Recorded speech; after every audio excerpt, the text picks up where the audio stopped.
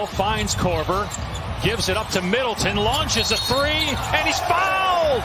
That has been the story of the game. It's happened 7 or 8 times. Middleton gets the first one. His challenge in the first 3 minutes. Middleton's second free throw is good. Close enough, obviously, for them to call it. Middleton got the next one. Miami has a timeout left, and Eric Spoelstra will use it. 3. Miami inbounds. Here's Butler with 3. Butler with 2. With 1. Butler against Matthews. Gets it away, and no good. Do we have a foul? We do. A foul is called. Confirms the on-floor decision. The shot was released prior to expiration of the period. The legal contact happened afterwards. We'll put double zeros on the clock, and they'll shoot their 2 free throws with no lineup on the floor, okay? With no lineup, no players, okay? No.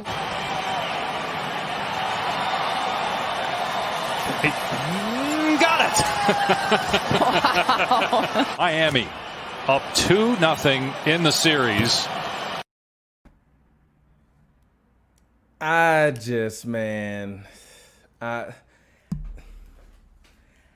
could complain about the officiating today, but the one thing about the officiating today, it was consistently trash. Giannis committed about 1,169,000 fouls.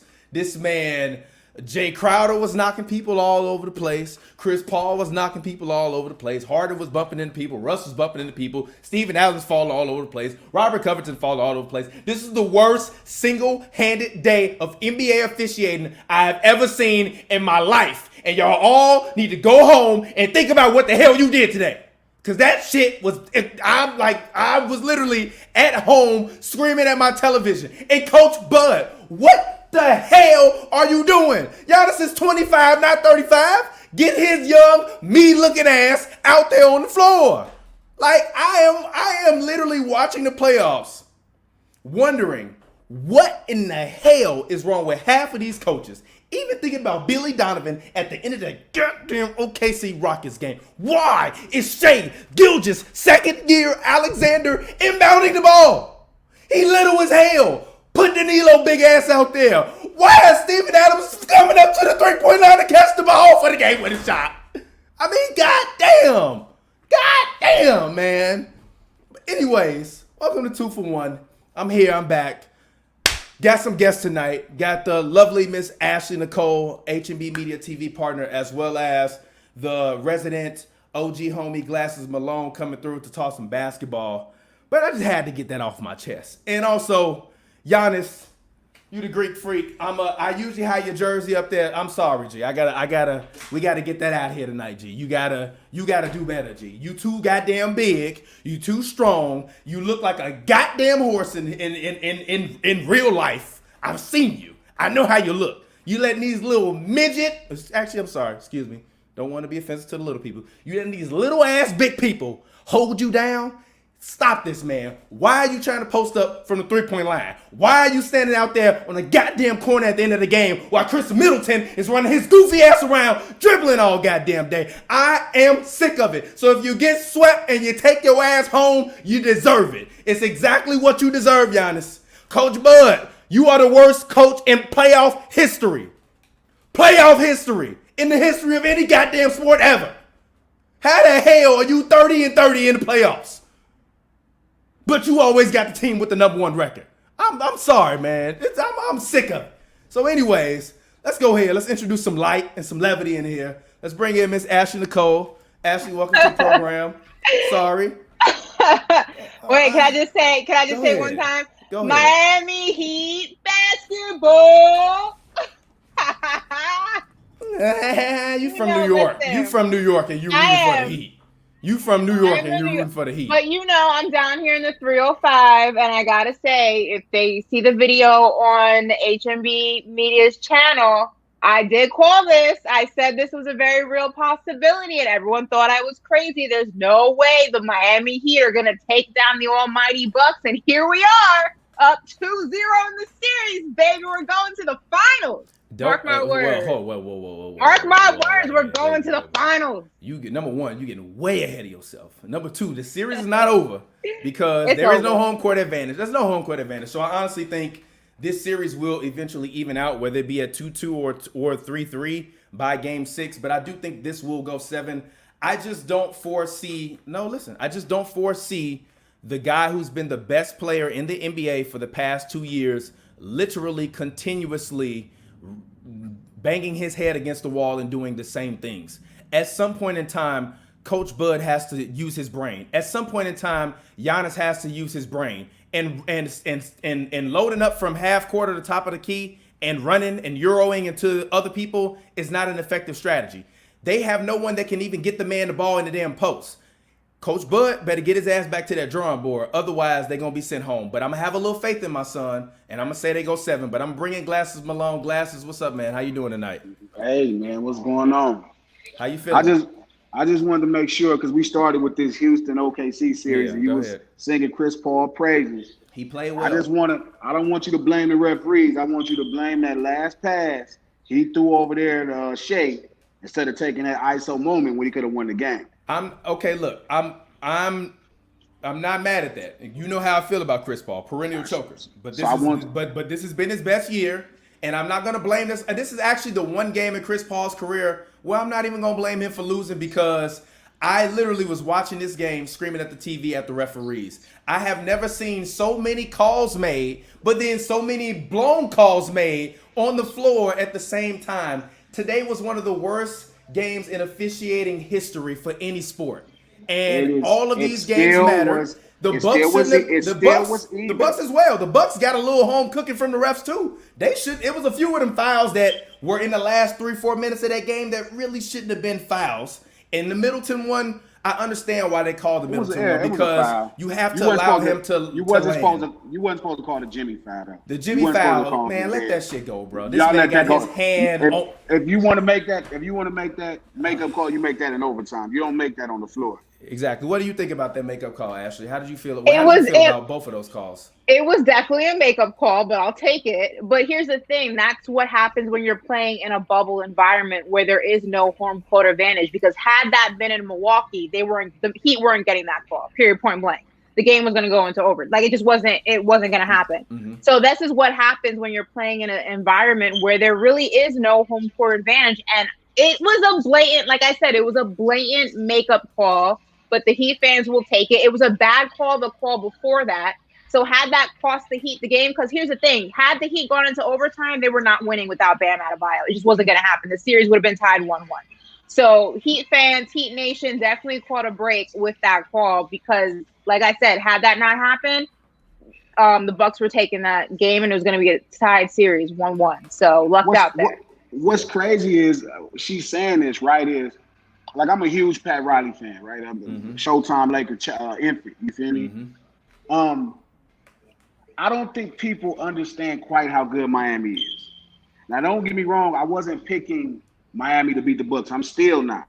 But I don't think people really get how good Miami really is, how well coached they are. There's a few things about their team that is really good. They have a great defensive team. Their center has came to life in Bam Adebayo. They figured out how to defend. Duncan Robinson at the guard position is special.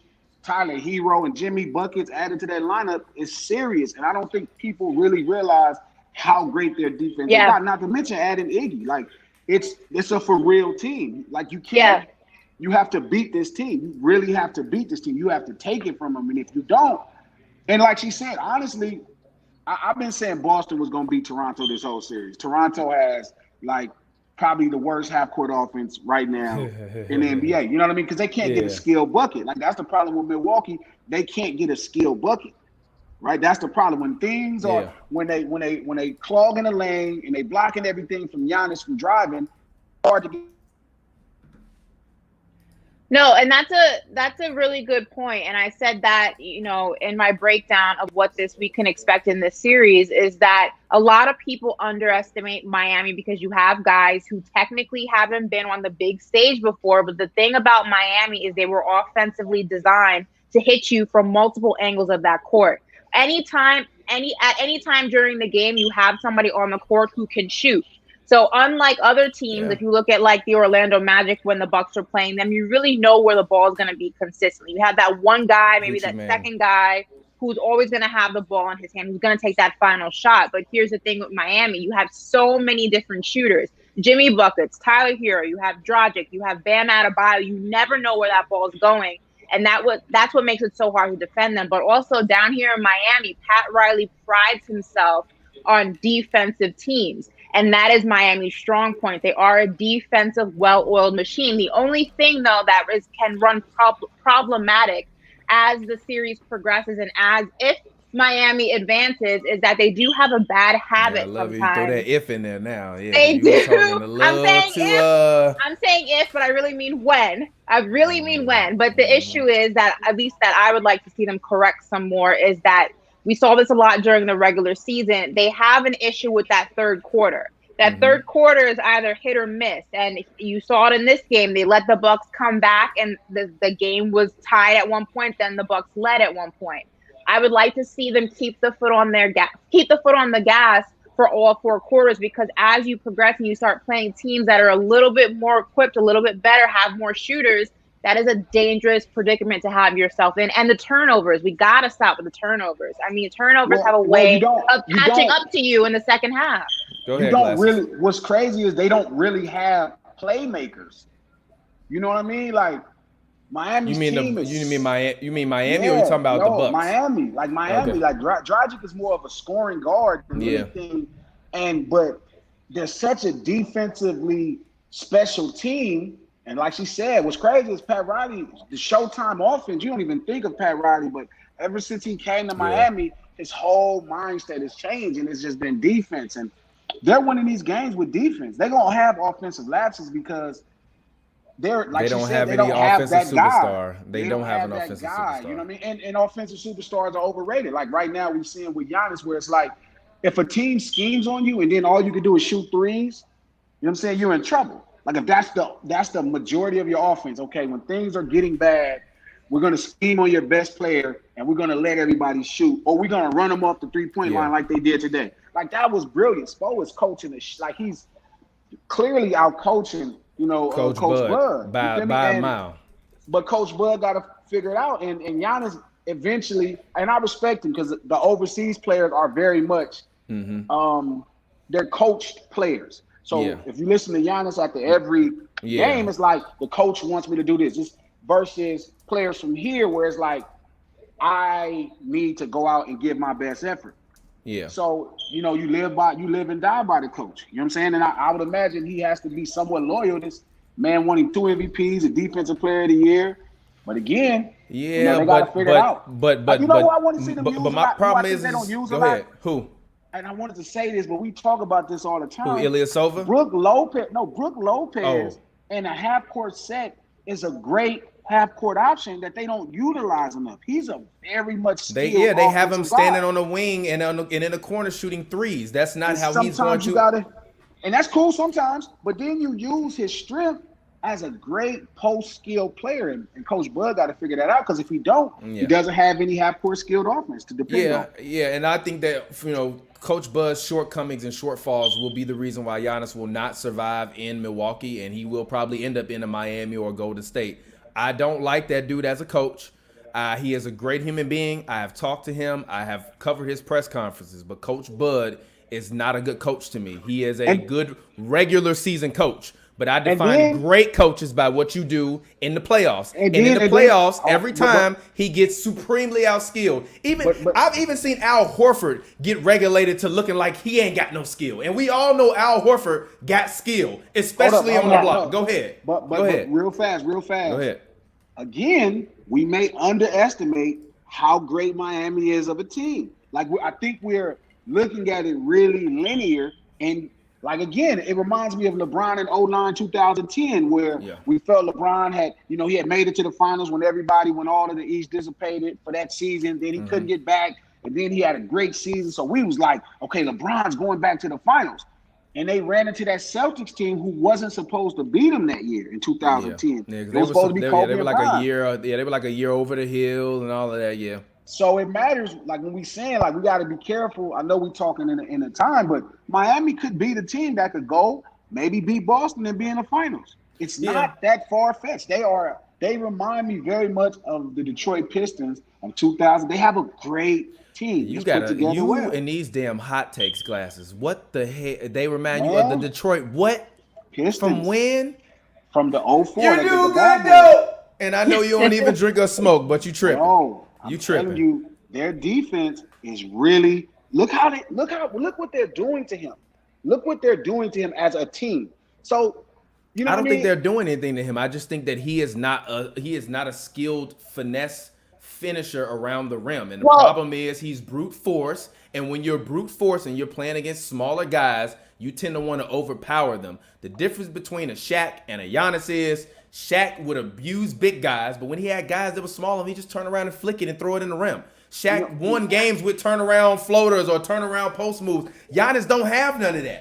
Giannis is power at the rim, and he has to get in the gym, call up KG, call up Tim Duncan, call up Kevin McHale and say, hey, big fella, let's get in the gym because I need to work on some more moves because being bigger and faster and stronger is good for the first 82 games of the year. But when you get in the playoffs and they just load up the paint or they want a W or what actually Miami has been doing is been running like a weird soft zone, kind of like a 1-3-1. Yeah. They run like they run like a weird soft zone and it really throws them off because then it just kind of sits all of their small guys and they basically just form a wall, and then the wall that they form, they leave their two wings on the corners. So Brook can't get any open lane. Giannis, if he tries to half back dive to the rim, is going to hit 5 bodies. And then Middleton isn't making shots. Or if he is making shots, they're coming in the first quarter. Eric Bledsoe is still playing like a numbnut. And George Hill has honestly been the only guy that looks to be somewhat consistent for them. They're still 3-point shots. Again, that's still a 25, 26-foot shot. You have to use half-court offense, and they have it in Brook Lopez. But again, real fast, not Shaq. Yeah. Let's go back to LeBron in 2009 and 10. Yeah. The Celtics did the same thing to him. It's not necessarily, we imagine us screaming to LeBron, you need to go figure out this and that. Remember, the next year, Dallas did the same soft zone to him. Yeah. And they won a championship. So again, it's like, I think we're taking a lot of credit. We're blaming the Bucks when we should probably be giving a lot more credit to Miami. Okay. Honestly. All right. So I think, go ahead, Ashley. Final word on this, and then we're going to move on and talk next series. Go ahead. I think it is also interesting, though, that Giannis has gone on the record and said he doesn't train with other players in the gym because of competition. Now you can see how that sometimes can be problematic. I actually agree with him. I firmly disagree with that. I firmly disagree with that. Maybe if he trained with his post moves have nothing to do with training with other people because Devin Booker trains with people all the time. He get double teamed when he training, and I ain't never seen Devin Booker in the playoffs. I disagree. And what's crazy I ain't never seen Devin Booker in the playoffs. I ain't never seen Devin Booker win MVP. I ain't never seen none of these guys you see playing pickup win no MVPs. Listen, Bron don't be out there playing pickup either. Listen, I can tell you, no. Steph Curry ain't out there playing pickup either. I'm not even talking about pickup. I'm not even talking about pickup games. I'm talking about bringing people into your inner circle when you're training. He does. But he said he rarely. But former players. He doesn't work with current players. The game's different. I disagree with that because all the moves that he is missing are all the stuff that the former guy had. KG had a post move. Kevin McHale had a post move. Hakeem had post moves. Shaq had post moves. Again, we're blaming Giannis. Miami was 2-1 versus the Bucks this season. Miami may just have the Bucks number. Like these things matter. Or that coach might need to just make some goddamn adjustments.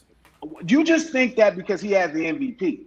No, it's not about the MVP. I'm seeing real live game adjustments that as the game is going on, I am screaming at my television. What are you doing? Literally, Giannis is playing like 32 minutes a game in this series. Why? Why is a 25-year-old playing 32 minutes a night? Foul fucking trouble every night. Why do you think that is? Because it's because you have to give credit to Miami. No, he's been in foul trouble the whole bubble. So you as the coach have to step up and make some adjustments. So no, but he ain't making no adjustments. So no credit for Miami and the way they're I give Miami the only game I give Miami credit for is game 1.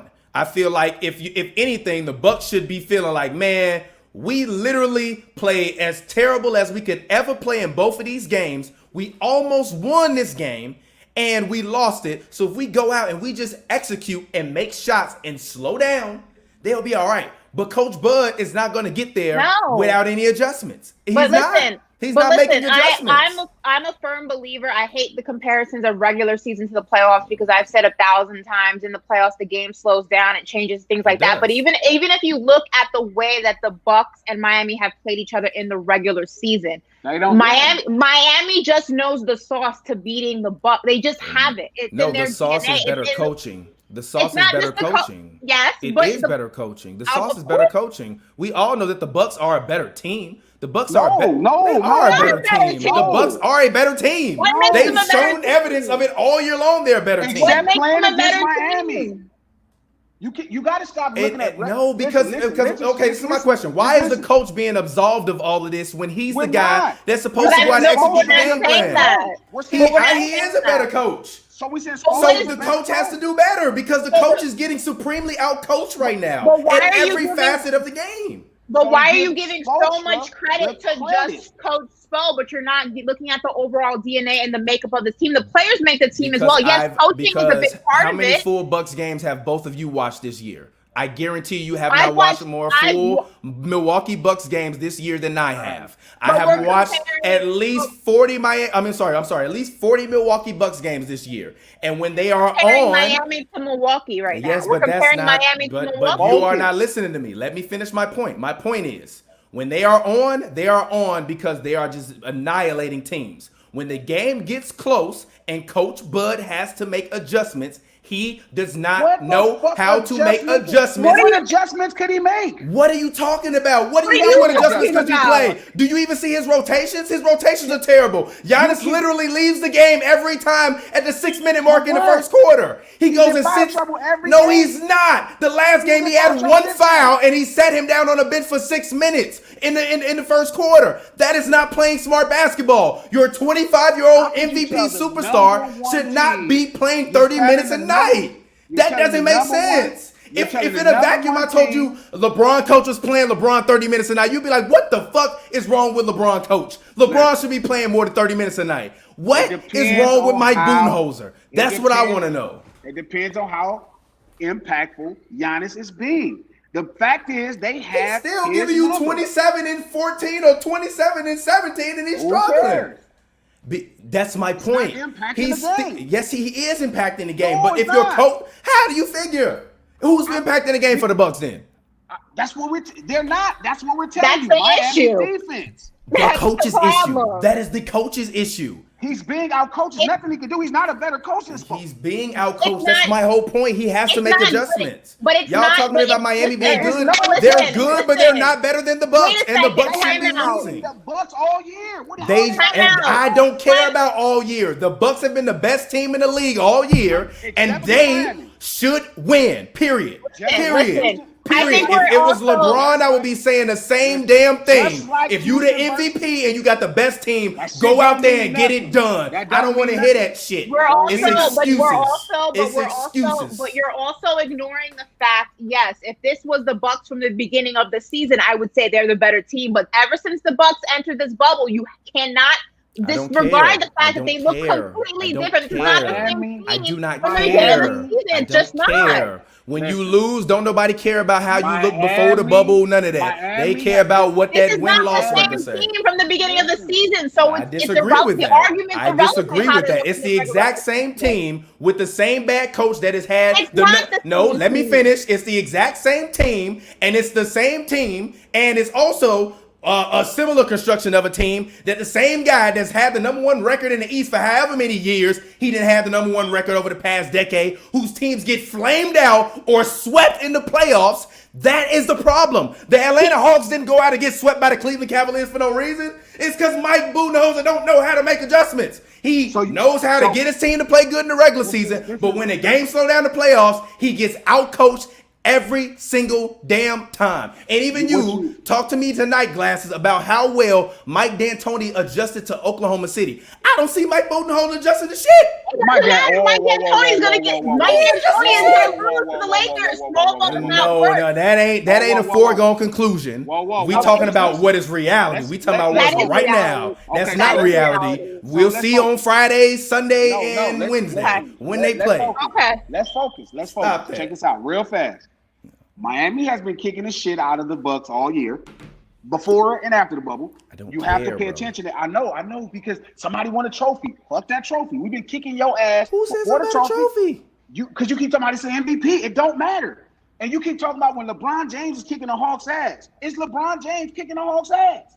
And also the Cleveland Cavaliers getting and also Ty Lue, another guy who does not get credit for being a supreme coach when it comes to making adjustments. Even in 2016, he out-adjusted Steve Kerr in that series. Draymond nut slap ain't the reason why you lost that series. You lost that series because you got out-adjusted. And Steve Kerr, and I've been rooting for the Warriors. I love the Warriors. But Steve Kerr didn't get out. He get out-adjusted all the time. Let me ask you a question. But what adjustments do you want him to make? Let me finish. When your best player, right now, your defensive player of the year and hope maybe MVP cannot produce. What do you want him to do? Go on the court and suit up himself? What do you want him to do? He's not producing. You saying not produce is insulting to him. You saying you don't have the options for him to adjust with. So what do you want him to do?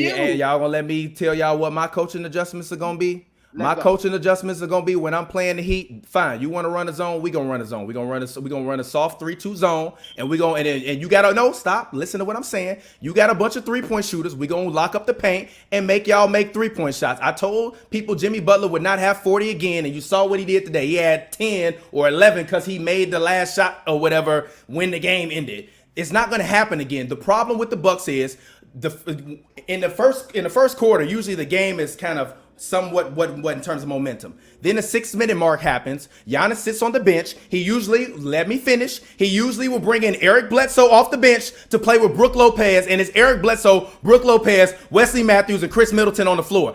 You don't win championships like that. You don't win championships like that. You win championships with your best players being on the floor in the biggest moments. You sitting Giannis down when he has one foul is not saving anybody anything. It don't have nothing to do with the end of the game. Yes, it does. It does because his acute. How do you keep saying that? Because if he struggles in the first half, he's not going to have a rhythm in the second half. Literally, when he airballed a free throw the other day, he airballed a free throw in game 1, and once he airballed a free throw, I was like, damn, this finna be a long night. Giannis about to miss free throws. This finna be a long night. And sure enough, clanking free throws tonight. Clanking free throws. You have to give your best players and put them in a position to succeed. Even tonight, we want to talk about game in and game out adjustments tonight, right? Chris Middleton goes, and I think he commits a foul with 4 minutes and something left on the floor.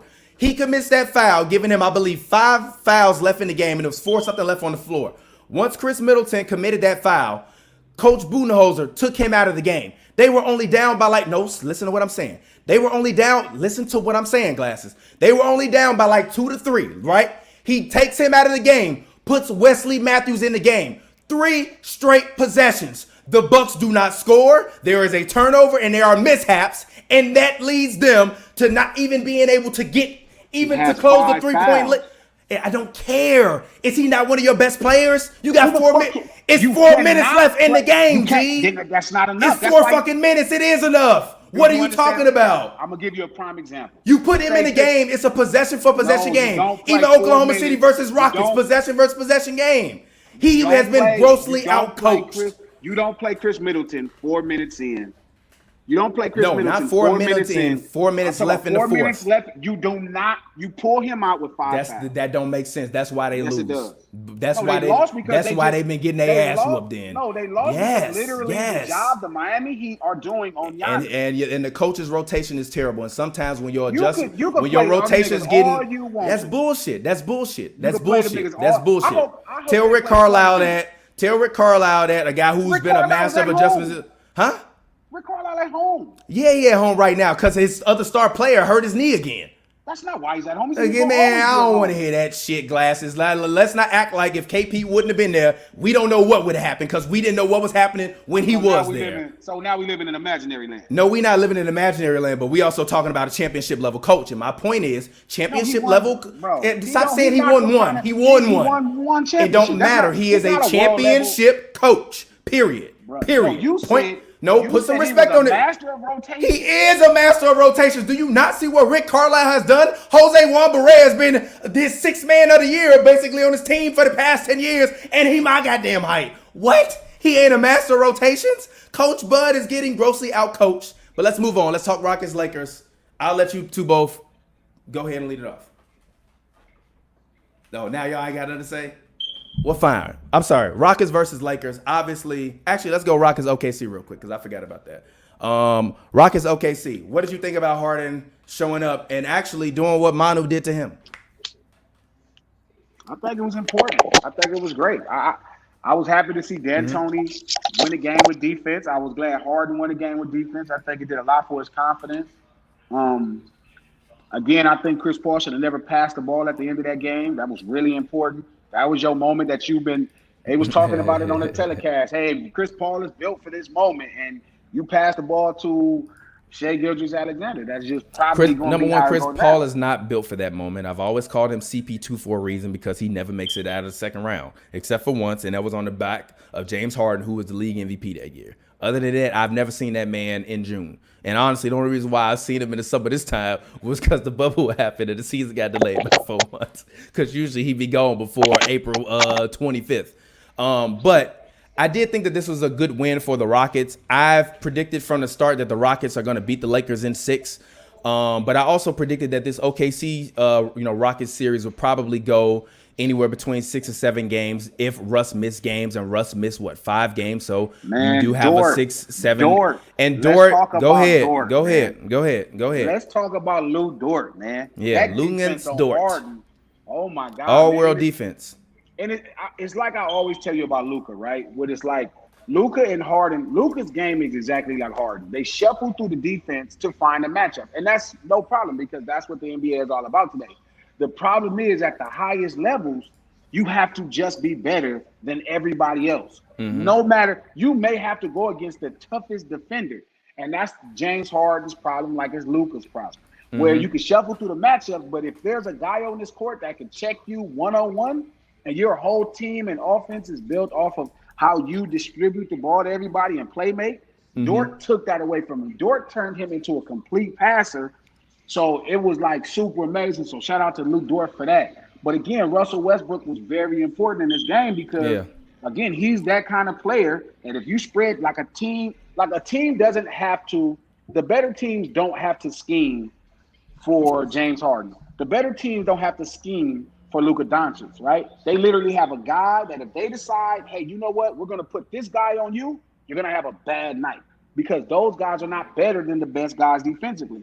Who is that guy for Luka? Who is that guy on Luka? Lie to me. Sit here and lie to me in front of the world. Kawhi Leonard, Paul George. You're lying. You sitting here lying to me in front of the world. You said that man Luka. Don't make me pull up the tape. You came on my show with a broom. Did you not? Saying they was gonna get swept and saying Luka wouldn't have more than 30. You said that correctly, Mr. Glasses Malone. But we're not gonna forget Pat Beverly, just like you remember the unicorn wasn't there. But regardless, that's not the point. The point is he did go home. And the reality is the matchup versus Paul George and Kawhi, he shot 30%. Not against the whole rest of the team. He was annihilating everybody. But the actual defenders, and that's James Harden's problem the same way. Now, Russell Westbrook on the same hand, there's not a nigga in the NBA. There's not a nigga in the NBA that could go on Russell Westbrook. You have to literally shrink the paint. And the problem with James Harden, exactly. Like only if the paint gets small, because then you can help. But James Harden is that guy that no one in the NBA can guard. He can go and stop as he pleases. The problem is when a whole team can scheme for him versus James Harden. So them in the Lakers or them in OKC is, again, like for James Harden to win a game defensively, for D'Antoni to have probably the best half-court defense in the bubble, I mean, I think we could be looking at something pretty cool. Yeah, Ashley, go ahead. Give me your quick takes on OKC versus the Rockets, Game 7, and then let's hop into Rockets versus Lakers, and then we can go ahead and get ready to get out of here. I mean, it was obviously a great game. I thought OKC had Houston's number. It was pretty close, but again, impressive defense from James Harden, and I don't think he gets enough credit sometimes for his defense. But it was interesting. I felt like Chris Paul was trying to cheat in those last 60 seconds with like, I called the timeout, and then I didn't call. It was like it's just a little like, come on, CP. I know you're like the president of the NBA PA, but like just relax. Like this is gonna play out the way it's supposed to. You're not winning this one. I'm sorry, but Listen, the only thing is, the small ball, I have a love-hate relationship with small ball. I have a love-hate relationship with Dan Antoni, obviously being a Knicks fan and that situation. So it's going to be interesting as we discuss, Lakers and Houston, exactly how that's going to play out. I think I know how it's going to play out, but we'll talk about it. You're a LeBron fan. No, I'm not. I'm not a LeBron fan. I'm a Kobe girl and I'm a Melo girl. I believe you're a closeted LeBron fan. Yeah. Now getting so what into can the we expect Lakers versus the Rockets versus Lakers? I got Rockets in 6. Now here's another thing. The Rockets but I've had them in 6 from the start, though. I just wanted that to be known since the beginning of the playoffs. Just listen, just like Miami Heat and the Bucks, the Rockets have been kicking the shit out of the Lakers pretty much the year. The way they match up, right, is you have this fantastic front court of LeBron James and Anthony Davis on the offensive side of the ball, and you have this fantastic MVP-ish talent of backcourts with James Harden and Russell Westbrook. Man, I don't know. Lakers fan. The small ball is weird. The small ball. I don't think that works to win championships, especially when Anthony Davis is playing the fight. It's just not going to work. Yeah, but Robert Covington can guard Anthony Davis, and that's the problem. And so can PJ Tucker. They can't shut him down, but they can guard him. I just feel like small ball hit or miss. It's really hit or miss. But I also feel the same way kind of about Miami. Miami is not a large team. Like even Bam is not a large guy, so I feel like they play 7 feet. Is he 7 feet? He don't. Bam, he don't No, feel Bam like it ain't to me. seven. No, Bam. He don't know he not. Bam got Bam is 6'9". Come on, man. I'll look it up. He's literally 6'9". He's listed as 6'9". 7'5" arms. Though. Yeah, he's 6'9". So they're not a large team. They play relatively small. So I feel the same way about Milwaukee as other people that might feel the same way about the Lakers will feel against the Rockets. I just think it's a matter of adjusting to the personnels on the floor personally. But go ahead. I just wanted to say this. So she was saying, she made a point about Anthony Davis. Anthony Davis doesn't play big 48 minutes.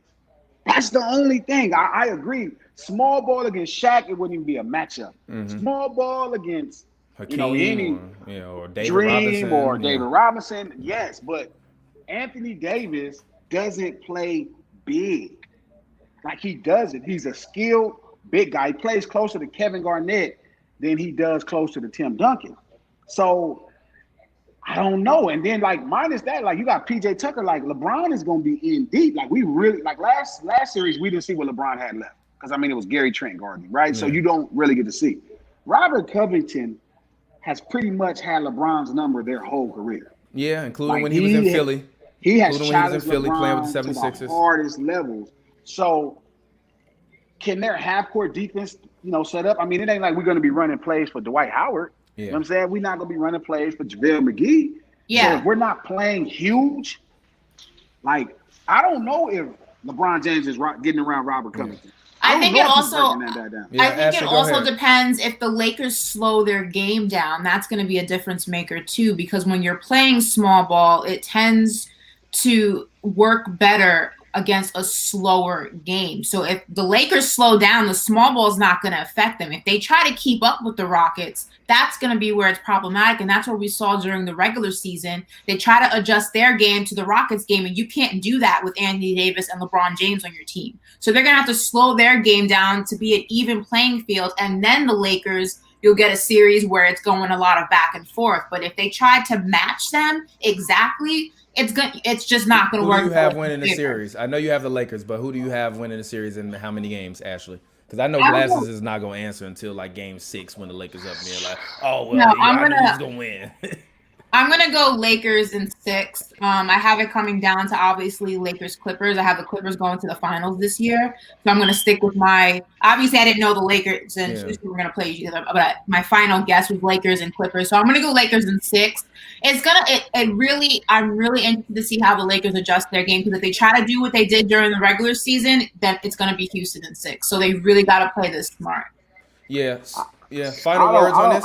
I don't know, man. It's weird because, like, so much of today's basketball depends if your lead guy can break down offense. Mm-hmm. You know what I mean? Like LeBron James, breaking down James Harden, you know, but at least you have Westbrook, Luka Doncic. You have to break down the offense. So if LeBron James cannot break down, because he's not breaking down his defense. Like, he's not going to be able to break down. He's not getting around. If he has lost a step like I thought he did in the bubble again, like, that's going to be tough with Robert Covington in front of him. That's going to be tough with PJ Tucker in front of you because these guys can really play defense. So I'm interested to see what adjustments the Lakers make. And no, I can't pick a winner because, like, you know, because you never pick winners. What do you mean you can't? Because he's a Lakers fan and he never picks. Man, because he know the Lakers not gonna win. If you don't make your prediction, I pick Houston over the Thunder. I picked winners. I wasn't worried about when. So then pick a winner now. Why are you stalling? Stop hesitating. Pick it. Is it going to be Houston or is it going to be LA? Give me a pick. I can't see the end of it. I can't see how it work out. If you don't just give me a pick, listen here. You just trying to play the fence so when the Lakers lose, you can say I didn't make a pick, or when Houston loses, when Houston loses, I didn't make a pick. He's trying to play two ends in the middle. He can't even swing. That's not true. I really have to believe somebody is going to win or lose to make a pick. I really have to believe that. And my problem is, like, I really see this very even type of thing. I can't really see the end. I really can't. I can't see the end because I don't know where LeBron is at after the bubble. That matters with Covington in front of you. It matters. You can make a pick, but you don't want to make a pick. You just don't want to. But no, it's fine. It's fine. Let's move on from that. And actually, last minute of the show before we get ready to outro, game 1, the Clippers versus Nuggets. Who do you all think wins tomorrow? Go ahead. It's obviously going to be the Clippers. Here's the thing, and this is one thing I hate about 7-game series, is the team that's coming off of it is always the most exhausted. And if we look at Denver versus Utah, they barely scathed by Utah, and Utah has hands down probably one of the worst benches in the NBA. So you're going to go against a Clippers team that's not only had the ability to reset and rest, they have one of the deepest benches in the NBA. They're a defensive machine. You have Paul George, a 6-time All-Star. You have Kawhi Leonard, a 4-time All-Star, NBA champion. You have Lou Will, 3-time Sixth Man of the Year. I mean, it's no competition. Denver will be lucky, and I'm doing this to be generous.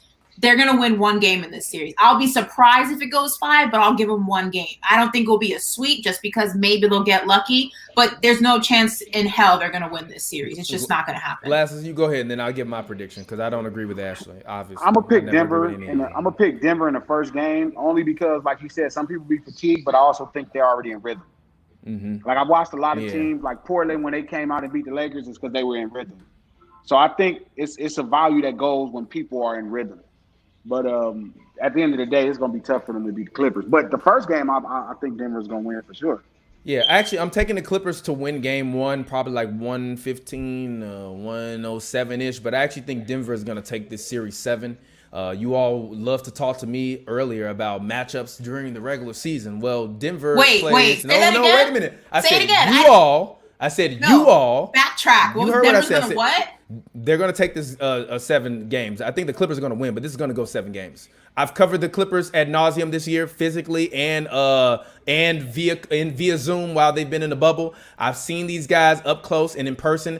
They are not a team that is full of team camaraderie and that is together. They are a bunch of guys with their own individual agendas that want to win a championship, and therefore they will have a lot tougher time than probably a lot of other teams will finishing and closing out series. I even think you saw with Luka. You should be able to put away a 22-year-old kid. They should have not won one game. Exactly. And don't get me wrong. I think I picked Luka to get 1, but they shouldn't have won realistically if this team was who they think they've been all year. But they're not that team. Which is why that's why I think this is going 7. I can't see the Clippers winning a championship because as great as they are, it's too many offensive laps. It's just too many offensive laps. The Lakers win a championship. Denver, what universe are we? Denver barely made it past Utah. Yes, but we have to talk about matchups. The Clippers don't have anyone to guard Nikola Jokic. They also don't have anyone to guard Jamal Murray. I watched Shake Milton. I watched Mitchell. I watched Anthony Simons. I watched damn near Terry Rozier cut a mixtape on the Los Angeles Clippers backcourt this year in terms of scoring. Shake Milton dropped 38 in Staples Center on a Sunday afternoon. Kawhi and PG was playing. So they struggle against guards and perimeter-oriented guards, and they struggle struggle against big men that can score in the paint, especially big men that can post up, as you saw with Boban taking Montrezl Harrell completely out of the game. I think the key to this series is going to be Ivica Zubac.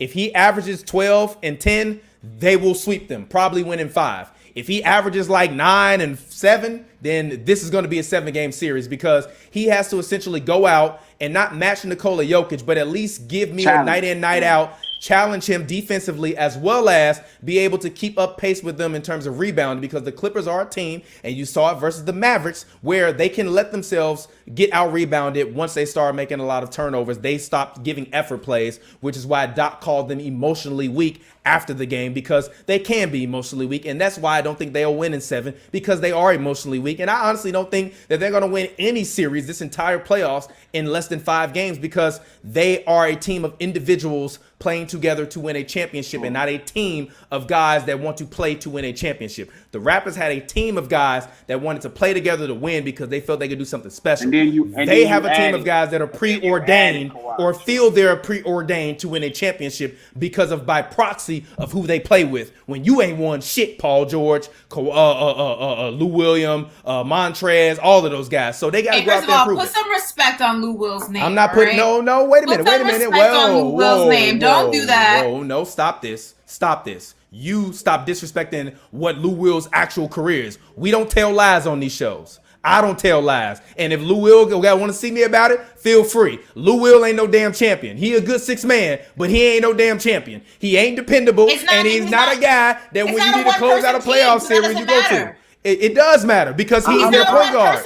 He is their point guard and facilitator on offense. It does matter. He's not a one-person team. Yes, but you have to. There's 5 guys on the court, not just Ashley, I have covered this team. I have spent hundreds of hours around these guys. I would not be saying this if I didn't see it. Let me explain it. Go ahead. He's not lying. Like, they are not a really good team together, right? They have a team full of great players, but they are not a great team together. And that's the problem. That's why they have so many offensive lapses. The backcourt, I've been saying this the whole year. Like, before they got together, I'm like, you stick in your backcourt. You have a Lou Wills with a decent season, not a great season, because you're sticking him in a corner. You're sticking the other little light-skinned boy in the corner. You got these 2 big power. You got these 2 forwards playing in the backcourt. It's not right. And he's right. Like, Dallas should have never won a game. That's like no way possible Dallas should have won a game because you're too. But you're also underestimating Dallas, and let's not forget the fact that Paul George is a big part of the team, and Paul George didn't show up until Game 4. Yeah, so but think about Ashley, you have to think about the wing defenders Denver has. Denver didn't have guys to guard Donovan Mitchell. They have hella guys to guard Paul George and Kawhi. They do. They have. Leonard, listen to me. Kawhi Leonard and the Los Angeles Clippers are not losing to Denver. It's just not going. I didn't say that we're going to lose this series, but it's going to go 7. It's not going 7 games. Watch. It is. I will come up. Listen, you supremely underestimate the camaraderie of this team. Dallas went 6. You think Dallas, which is a supremely inferior team, 7. So you're telling me an inferior team is going to play better than the better team? I'm telling you, it's not going 7. I'm asking you a question. You're telling me an inferior team is going to play better than the better team. Let me ask you a question. It's not going 7. Okay, that's what you're telling me then. It's not going 7. You pulling the glasses. Where's your answer? Is that a yes or no? Is that what you're telling me? I'm telling you again. No, that's not what I asked you. I asked you a very specific question. It's exactly what I'm telling you. Miss Ashley Nicole, yes or no? You're telling me an inferior team is going to outplay a better team in the next round? Yes. Okay. All right, as long as you want to refer to them as the inferior team, because they are an inferior team. The Dallas Mavericks are a supremely inferior team to the Denver Nuggets, and it's not even close. It's the reason why one is the 7th seed and the other one was the 6th or whatever. Not to mention, Dallas's strength should be the Clippers' best. Like, it was no way possible. Luka. It was times in that series where Kawhi and Paul George just guarded Luka. They probably guarded Luka 10 minutes of the game. I'm like, what the fuck is going on? Like, why the fuck is like they're starting the game with Morris guarding Luka? Then it's Reggie Jackson. I'm like, bro, you have the best small forward defender in the history of the game, the second best small forward defender, if not Jimmy Butler, right on your team, and for motherfucking 12 minutes a game, that's the only time they guard him. That is trash. And the problem is with Denver, that's true. Their center is where they're weak at. The center position is where they're weak at, and the Let me back ask court. you this. Let me ask you this. You think Jamal Murray's dropping 50 points like he was making it rain? No, but I can see him dropping. Again, you think he's dropping 50 points against the Clippers like he was against Utah? He can drop 40. He can drop 40 easily. But my question he can drop 40. Shake Milton dropped 38. Do you know who Shake Milton is? Yes. He dropped 38 on the Clippers when Paul George and Kawhi Leonard and Patrick Beverly were playing this year. But before we get, I think you guys are underestimating. I think you guys are underestimating the defensive machine. I've seen them all year long. They are not a defensive machine. Literally, actually, how about this? How about this, Ashley? I'll send you a clip of Doc Rivers telling me that this team is not a defensive machine. Who's a better defensive team? Who's a better defensive team in this matchup? No, in this matchup. We will see. But this is the problem. We will see. This is the problem before we jump. Look, we will see. So let's get ready to wrap this. Go ahead. Go ahead. So let me just say this real fast, right? The difference is those two guys can't guard the backcourt. That's the truth. They can't guard the backcourt. They passed that time when they're young and fresh. When you're younger, you can do bullshit. They can't guard the backcourt. They can't guard them. So the backcourt will be a bit affected. You know what I'm saying? Like these are bigger guards than Pat Bev, so they're gonna be challenged night in and night out. You know, Jamal Murray's gonna get buckets. It's gonna be a Gary game. Harris is back. And Gary Harris is back, so he can defend. So again, we're with you, but that's why Denver has looked pretty good in the regular season against the Clippers. Their strength. I'm not saying. Listen, I'm not saying. But honestly, they've been looking good versus the Clippers the past 2 years. I want to make this very clear. I'm not saying Denver is not a good team. I think Denver has a lot of things going for them as a unit, as a friend. If they can keep these guys together, this is not the last time we'll see them in the postseason. I want to make that very clear. I'm just saying, if I have to pick between the Clippers and the Nuggets, I don't think it's going 7 games. I just don't. I think the Clippers, Kawhi specifically, is on a mission to win a championship, and I don't think he's letting anyone get in his way, especially not the Denver Nuggets. And that's just what I think. I think if you spent more time around these guys this year in person, you would disagree with yourself, and I'll just leave it at that. Lou Will's a very good friend of mine, so I didn't say they were bad people. So don't pull that Stephen A. crap on me. I'm not saying. Don't pull that. Lou Will is a very good person. He's a very good friend of mine. I said I'm not talking about them as people. I'm talking about them playing basketball. I'm talking about them playing basketball. I'm not talking about them as people. I don't want to hear that. I know we need to get off, but I need to hear this from both of y'all because y'all both made picks. So before we jump off, why is Houston going to beat the Lakers in Game 6? What's going to happen that's going to stop the Lakers from winning? I didn't say Houston was going to beat. Hold up, For me, I believe that Houston will beat the Lakers in 6 because I think the difference between the Blazers and the Lakers are the Blazers could put their foot on the pedal and they could go 100 and 115.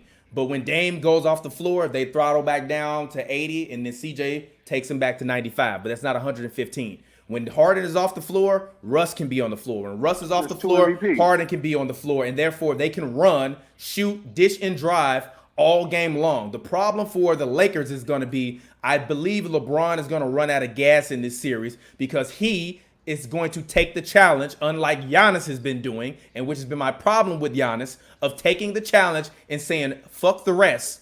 I want to play because I want to win because my reputation is on the line. And I believe LeBron will do that. And I think that by him doing that and them going 100 miles an hour, I don't think he will have enough. I think AD will probably average 30 in this series. I think LeBron will average 30 in this series. But I think Harden could average 33. And I think Russ could average 30, 10, and 10. And if they do that, it's going to be a long series for them. I cannot see Harden averaging. I can't see LeBron. I can. Who can defend him? The Lakers have no one to defend him. No, that's not what I said. I can't see LeBron averaging 30 in this series. I can. That's my problem. I can. That is my one problem. Because the Houston Rockets, if LeBron James wants to just be a physical presence, has no one to guard him. It won't work. That's 100% a lie. That's for sure. I know. Covington can guard him in his prime, let alone right now. Yeah, but also, like I said, I think LeBron. I think we said the same thing about Gary Trent in our text messages for a couple games. We never said Gary Trent. And then LeBron. We said wait a minute, Glasses. We said that Gary Trent, that LeBron was letting Gary Trent. LeBron should never let Robert Covington guard him. I'm bigger, stronger, faster. I'm gonna drive to the lane. He's not bigger, stronger, faster. Yes, he is. Yes, he is. He might not be faster anymore. Still bigger and stronger. He's not even bigger and stronger than Robert. He's LeBron, the strongest player on the floor. That's a lie. In that Rocket series. No, Robert Covington is Who's stronger than LeBron strong. on that Rocky series? Who is stronger than LeBron? You do good though. I bet you Robert Covington bench more. I bet you Robert Covington at this point can run fast, and I bet you Robert Covington is Than strong. LeBron. Than LeBron Right James? Yes. Right now, currently? Right now. Robert Covington. Y'all know how big Robert Covington is? I know how. Do you know who LeBron? I'm gonna talk to you at the game. Look. Usually I'm a LeBron hater, but I'm not rocking with this one. Huh? Okay. So now, why is it the Lakers are gonna win in 6? What's gonna be the unstoppable part? LeBron Because and Anthony AD? Davis. LeBron has the chance at any given time to still be the best player on the floor in any given game.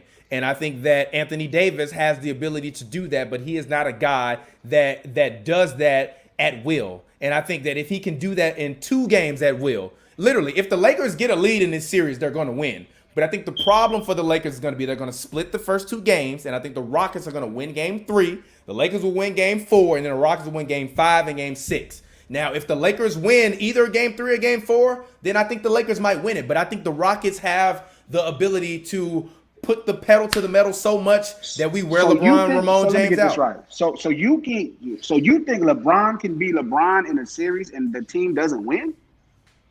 Well, no. I'm saying is that the Lakers If Rob- can if win. Rob- No, if you Robert asked. No, wait a Covington- minute. No, You I'm asked me saying- what the I'm Lakers can do to explaining- win in 6. I'm explaining this. No, that's what I was asking Ash because I was. What I'm saying to you is, if LeBron James averaged 30 points, the Lakers are going to win.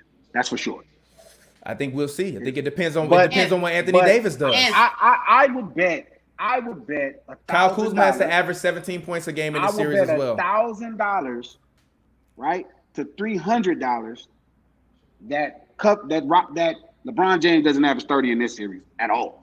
I don't think he was going to average 30, but I think he has the ability to put up 30 on any given night, which I think for the Houston Rockets could be scary. I think he's going to be in tough because I don't think you guys know the matchup history of Robert Covington and LeBron James. You should really go look at that. I do know. I know that they had a lot I'm of still on battles the when he fact was that in he Philadelphia. thinks Robert Covington is stronger than LeBron James. I still haven't 'cause- digested that thought process. Yeah, Like, but What makes that's y'all a think different. that- That's a different show. Go ahead. Let me ask you a question. So you really think? Have you seen Robert Covington?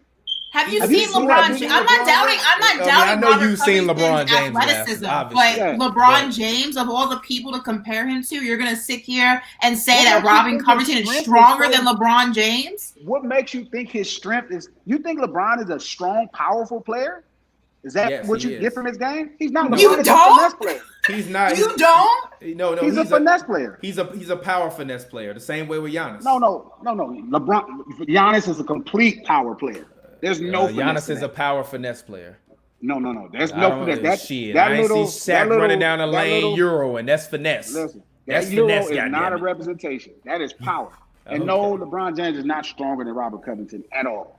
That is You just do ridiculous. good though. But We can agree to disagree. we because are that gonna is we are insanity. gonna agree to disagree. So let's get Yeah. ready to get out Robert of here. Covington without bench him and everything in a You bench tripping. press conference. Yeah, okay. You tripping? But How much do glasses. y'all think LeBron? Let me ask you a question. How much does LeBron bench in your mind? I I don't don't know his personal know, but business. I don't know what that man's squatting, but it's more than This Robert is gonna Covington. It's Facts. gonna be so excellent. This is gonna be so excellent. You Facts. when they pick a Real winner, what you muscle. mean? For real. You I still don't teetering the because fence. I'm telling you why, because I don't actually know who Anthony Davis is yet, and I'm going to find out this series. I'm going to find out who Anthony Davis is. It's a this hilarious series. statement. But glasses, thank you for coming on the show. Go ahead, talk to the people, let them know where they can find you at. You know where to find it, low. I'm Googleable. All right, exactly. Glass, thank you for coming through as always, and I'll get up with you later. Ashley, thank you so much for coming through today to talk with me on 2 for 1. You have a clip dropping tomorrow. Go ahead, get your plug in, talk to the people, because I'm sure they probably came in to see you and not me. Yeah, okay. You guys can follow me at Ash Nicole Moss. Got a breakdown and analysis of everything going on in sports, all the game 7s that we face, upcoming series. So make sure you guys tune into HNB Media TV to see all of that. Don't forget to subscribe, guys. Alrighty, and thank you fans for tuning in. I appreciate it. Shout out to Ashley and for Glasses for coming through tonight on the stream. Please make sure you drop a like if you're watching this video, as well as subscribe to the channel. Make sure you check out Ashley's newest content. It goes up on HNB Media. She's producing content weekly. Go check her videos out. Make sure you drop a like on those as well. Be sure to follow her as well on YouTube. Make sure you go follow Glasses Malone on Twitter at G Malone. You can follow me on Instagram and at Twitter at RealTPJ. That's ReelTPJ. It's a film joke. If you don't get it, you damn dummy. Honestly, if you follow me on Instagram, you probably ain't gonna see me doing nothing but smoking weed and hanging out with my cat. But go ahead, feel free if you want to follow me on Twitter for some takes. Make sure you follow at HNB Media TV and at Hoops and Brews. And until next time, folks, I will get up with you later. It's been your boy TPJ, and this has been 2 for 1. Peace out.